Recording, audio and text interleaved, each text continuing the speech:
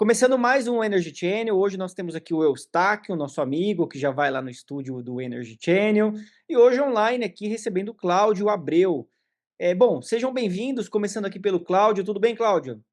Tudo bem. Tudo bem, Eustáquio? Beleza, e ele é conhecido mais por Cláudio Nelson, tá bom? Cláudio Nelson, então vamos lá. Cláudio, seja bem-vindo, aproveitando, conta pra gente um pouco hoje, qual é o contexto do seu envolvimento com o mercado. Tá bom. Primeiro, muito obrigado aí pelo convite, Ricardo. Agradeço também ao Eustáquio aí, meu professor, né? Imagina. O assunto vamos dizer assim, da chamada transição energética, né, Ricardo, tá na pauta já faz aí algum tempo. Entretanto, o que a gente vê é que muitas vezes não se observa a questão da viabilidade técnica, da questão de infraestrutura e da própria viabilidade econômica das alternativas que nós temos hoje em estudo. Uhum, Acho que é preciso deixar bastante claro, como premissa, né, que todos estamos de acordo que alguma coisa precisa ser feita, né? É preciso realmente reduzir ou tentar neutralizar os efeitos dos chamados dos gases aí do efeito estufa, né? Então todos estamos de acordo com relação a isso. Mas há limitações técnicas, né? Há limitações econômicas também que precisam ser consideradas. uhum, Pelo que eu estive lendo, observando, em conversas com o Eustáquio, a gente observa que não tem uma solução, né, que se aplique linearmente a todas as situações, e aí a gente precisa lembrar uma frase cunhada pelo Christopher Podgorski, da Scania Latinoamérica, né? O futuro é eclético, né? Então não dá para dizer que vai ser elétrico, que vai ser gás, que vai ser B100, enfim, não dá para ficar fixado numa solução. E uma outra coisa também é que não há uma solução para caminhão e uma solução para ônibus. Na verdade, até por uma questão de escala, é preciso tratar, né, dos dois tipos de produtos. Eu entendo que a gente, para facilitar, né, deveria considerar tanto ônibus e caminhões em tráfego urbano ou semiurbano ou metropolitano, né? E ônibus e caminhões de tráfego rodoviário, né? Bem entendido, o rodoviário aí acima de 100 quilômetros ou coisa dessa grandeza. Então, uma questão talvez também para nós começarmos, né, as discussões, é tentar localizar no tempo, né? Então, o que é possível no curto prazo, no médio e no longo prazo, uhum. né? Então, bem entendido, vamos falar em curto prazo, alguma coisa na faixa de 2 anos, médio prazo de 2 a 5 anos e longo prazo acima de 5 anos. Bem entendida que essa classificação é flexível e cada um pode ajustá-la conforme vai se aprofundando nos estudos. No dito tudo isso, eu diria que para o curto prazo, o que a gente tem é investir fortemente nos motores Euro 6, que tem uma grande vantagem em nível de emissões em relações aos euros antigos ou aos Proconves antigos. A idade média de caminhões, principalmente, ônibus menos, mas a idade média é elevada. E se nós tivéssemos uma linha de financiamento para os motores P8 ou Euro 6, aí já estaríamos tendo grande vantagem em nível de redução de emissões. No curto prazo também, o que eu considero que a gente não pode ignorar, né, a figura do gás, seja o gás natural veicular, ou seja mesmo o biometano, mas talvez o biometano possa se encaixar mais na questão do médio prazo, aí naquela faixa que eu lhe comentei aí, do até 5 anos. Né? Por quê? Porque a disponibilidade do produto é, ela ainda está, vamos dizer assim, localizada, né, no estado de São Paulo, principalmente, mas não dá para dizer em nível de Brasil. Né? No médio prazo, Ricardo, e por favor, Eustáquio, me corrija aí a qualquer momento. É No isso. médio prazo, eu diria que a gente pode ter o Bivante, né, como uma opção excelente, é um produto desenvolvido pela B8, lá de Passo Fundo, né? É algo que a gente acredita que seria uma solução excelente pelo fato de não precisar modificar os motores a diesel, como nós os conhecemos hoje. Né? O B100, por exemplo, que é uma opção, ele é um motor diesel, mas nós temos problema de qualidade do biodiesel. Né? Então, o setor ônibus, o setor carga, vê com grande preocupação essa escala, né, que pode chegar a 20%, alguém fala até mais do que isso, da mistura do biodiesel no diesel. Aí vem uma série de discussões, eu não tenho qualificação técnica para discutir isso, mas o fato é que uma coisa é o que está no papel, outra coisa é o que está na qualidade do produto misturado ao diesel. Né? E o cliente, o consumidor, no caso, não tem controle sobre isso. Né? Mas, e falando do acima de 5 anos, né? É, acredito que a gente poderia falar no elétrico, com baterias mais leves, com maior autonomia para os veículos, com menor tempo de recarga, né? E aplicação mais voltada para o urbano metropolitano. E o hidrogênio, que por tudo que a gente já leu, já conversou, parece que é o estado da arte em termos de energia alternativa ao que nós conhecemos hoje. É isso nesse momento, Ricardo. Tá, então vamos lá. Você me deu 3 pontos aí. O Eustáquio aqui também está com a gente, esteve aí no estúdio semana passada. Curto, médio e longo prazo, certo?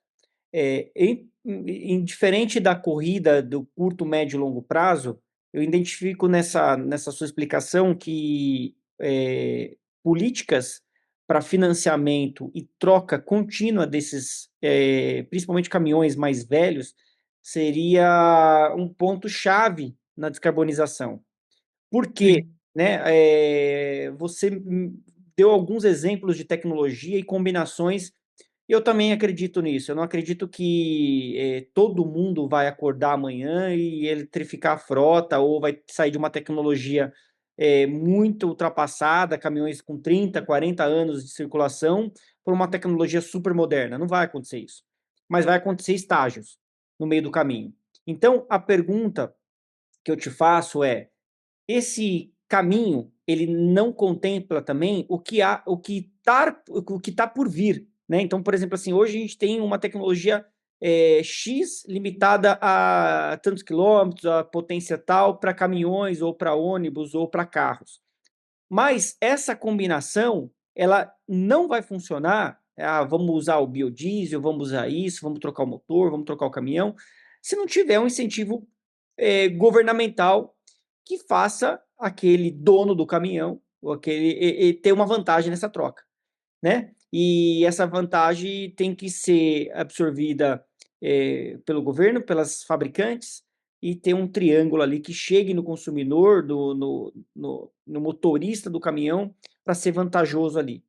Como que você vê isso? O que poderia ser feito para facilitar essas trocas, né? Quando a gente fala de, vou trocar, e o que que eu faço com o antigo, né? Quando a gente fala do berço ao berço, a gente vai ter que então diminuir essa janela de trocas constantemente até que a gente chegue em uma tecnologia de zero emissão, que seria, como você falou, o ponto-chave da arte ali seria o hidrogênio, mas a gente tem que começar. Como que você vê esse começo? Então, voltando, o começo é investir nos motores de tecnologia Procon V8 Euro 6. Fala a diferença Isso, dele para o caminhão de hoje que tem no mercado. olha, tem uma tabela que foi feita pela CNT, Confederação Nacional do Transporte, que mostra, por exemplo, que os motores P8 Euro 6 eles têm hoje, ou a partir de quando foram implementados em 2023, eles têm 1,5 gramas por quilowatt-hora de emissão do CO2. Se você pegar, por exemplo, um motor, vamos lá muito longe, mas um Euro 2 da vida, que foi do ano 2000 a 2005, estava em 4 gramas por quilowatt-hora. Então, de 4 para 1,5. E no NOx, a vantagem é maior. O Euro 6, vamos padronizar Euro 6, porque o Procon V8 é a mesma coisa, mas, enfim, quando você fala em Euro 6, você socializa aí com o que está na Europa, né? Então, você associa com o que está na Europa, melhor dizendo. Então, o NOx, os Euro 6, 0,40, enquanto que os Euro 2 da vida eram 7. Olha só a redução. O material particulado, que está no Euro 6 em 0,01 grama por quilowatt-hora, sempre essa unidade de medida, né? O Euro 2, de 2000 a 2005, era 0,15. Então, assim, se nós trabalharmos de uma maneira coordenada, né, para a renovação da frota por motores de tecnologia mais recente, a gente já passa a ter um ganho muito grande no que com relação à redução do nível de emissões, né? Então, isso é algo a ser considerado. Não pode, pura e simplesmente, ficar sonhando com elétrico, com isso, com aquilo, né? Um ônibus elétrico, por exemplo, custa. é, é, o número é meio mágico, mas varia entre 2,5 a 3 vezes maior, mais caro do que um equivalente a um ônibus a diesel, né? Um ônibus a gás ou um caminhão a gás natural veicular, né? Que né, não tem as mesmas vantagens competitivas em nível de redução de emissões do que o B100, do que o Bivante ou coisa assim, mas ele custa algo entre 20% a 30% maior. Hum, Então, a gente também não pode perder de vista, né, que alguém, como é que alguém paga essa conta, né? Não é uma questão assim tão simples de se dizer que não, vamos só fazer assim ou vamos fazer só daquele outro jeito, né? Então, tem que ter uma parceria com o governo, tem que ter alguma coisa desse tipo. sim, No caso dos caminhões, só para concluir, o Ricardo, no caso dos caminhões, o que a gente nota é que alguns embarcadores, né, preferem investir, pagar mais no frete de um caminhão a gás, porque no contexto geral deles isso é relativamente menor em termos de investimento para a redução do nível global das emissões deles em todo o processo produtivo, seja lá do que for que ele venha a fabricar, né? No caso do passageiro, o passageiro hoje tem dificuldade para pagar qualquer coisa que signifique aumento do preço da passagem, né? sim. Então, como é que compensa isso? É, tem que ser um trabalho em equipe, né? Primeiro, Sim, eu vejo que se a gente analisar políticas que estão dando certo em algumas regiões do mundo, combiná-las e adaptá-las para o Brasil seria interessante. Segundo, criar um comitê de análise de transformação da frota, né, em uma frota mais organizada e sustentável para o nosso planeta, para a nossa descarbonização. Então, isso poderia ser feito com vários benefícios. Por exemplo, a frota que ela atingiu nível um, 2 ou 3, vamos pensar que nível um seja a troca do novo motor a diesel, que ele emite 1,4, e o outro, os antigos emitiam até, né, 7 vezes mais.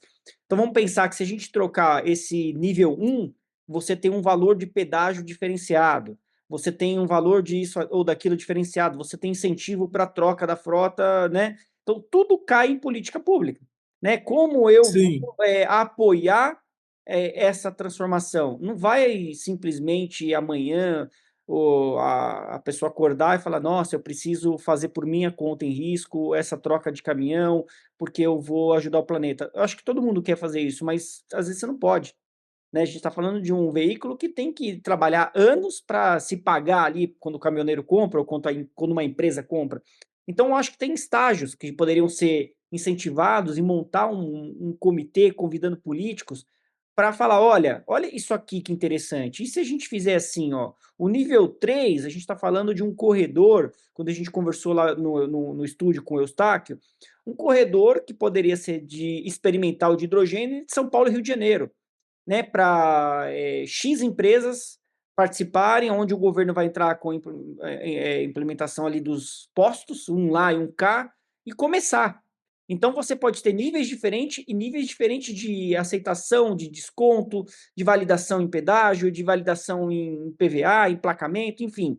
Mil coisas podem ajudar aí a contribuir, mas precisa ser amplamente discutido. Então, o que a gente propõe aqui no Energy Channel? É realmente isso, é trazer mais interlocutores aqui para avaliar e falar o que eu faria, que o Cláudio ou o que o Eustáquio gostaria de contribuir ali para chegar num denominador bom para que isso seja realidade e não só seja diálogo. perfeito. É dentro dessa soma, né, de expertises, né, e sem radicalismos também, né? Quer dizer, não dá exatamente para marcar uma posição e ponto final. Não, vai ser elétrico. Não é tão simples assim. Quer dizer, o elétrico, pelo que se verifica hoje, em nível de Brasil, em nível de Europa, em nível de mundo, né? Quer dizer, ele tem o peso das baterias, né? Ninguém tem um caminhão para carregar peso de bateria, quer dizer, entendeu? É outra coisa. Então, é preciso que se busquem soluções que sejam viáveis e que sejam viáveis do ponto de vista técnico e que sejam viáveis do ponto de vista econômico também, né? Sim. Então tudo cai em uma composição de ferramentas, né? Olha, não vai ser 100% elétrico, mas a frota pode ter uma porcentagem elétrica que começa hoje com X, com 15 ou 10%, e aí depois você tem uma composição com hidrogênio, com biocombustíveis, enfim, é uma série de questões que precisam compor uma balança para que isso aconteça.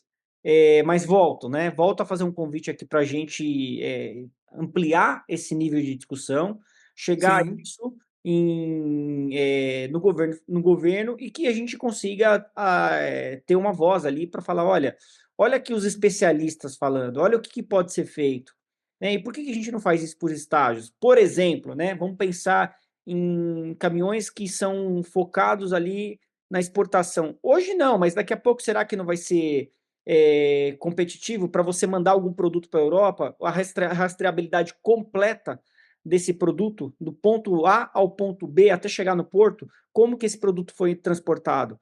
Eu acho que isso pode ter níveis de vantagens para quem dá o primeiro passo, né? Porque o primeiro passo sim. é o que vai fazer a diferença. Bom, legal, muito bom conversar, conhecer o Cláudio. Eustáquio, quer fazer alguma observação? Eu gostaria de dar um depoimento aqui do que eu e o Cláudio, nós trabalhamos juntos no projeto aí. Do que eu vi até agora, eu vejo que tem dois combustíveis que o Brasil é abençoado por Deus pela quantidade de terra que tem para produzir. Um é o óleo da Bivante. O óleo diesel é um óleo diesel vegetal, mas ele não é BC em nada, ele é óleo diesel. Eu até brinquei com você que olhando para ele dá até vontade de beber, que eles coloriram esse diesel. Então, espero que o Camilo esteja ouvindo isso aqui, que ele está destacando a vantagem do produto dele. E o outro no Brasil, para carro, eu acho que o etanol deveria ser muito mais promovido. Eu Sim. acho que tem até um artigo que eu estou fazendo para você que Brasil, aqui o elétron ele é doce, porque ele é totalmente renovável, né?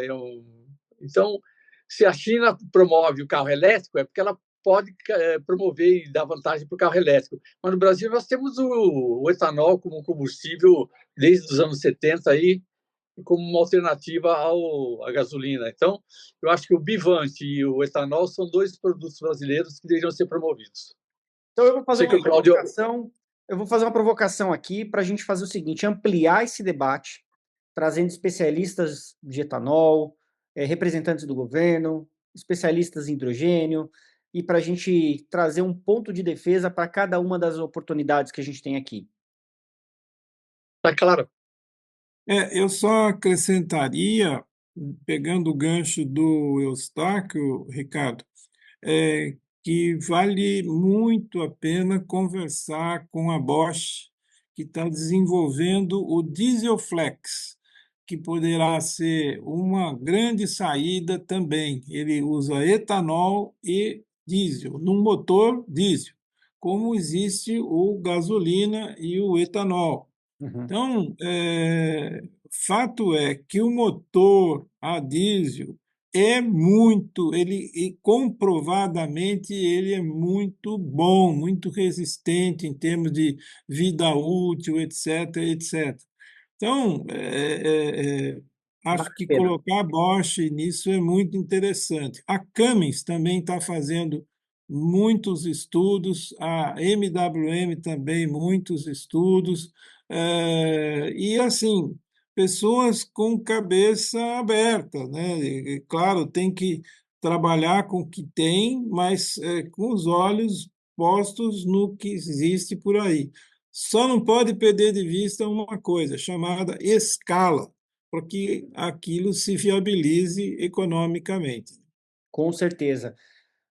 Bom, pessoal, eu vou agradecer vocês. Nosso tempo está acabando, mas eu acredito que a gente vai começar aqui uma série de debates importantes e quem sabe a gente consiga contribuir com os nossos debates, convidando a Bosch, convidando outras empresas a trazer uma visão mais ampla da situação e o quanto a gente pode contribuir com informação, com troca de conhecimento. Então, esse é o papel do Energy Channel. Se você não abaixou nosso aplicativo, abaixe nosso aplicativo e entre lá no nosso portal energychannel.com. Vou agradecer o nosso amigo Cláudio, vou agradecer o nosso amigo aqui, Eustáquio. Uma boa semana para vocês e até a próxima. Obrigado, pessoal. Muito obrigado.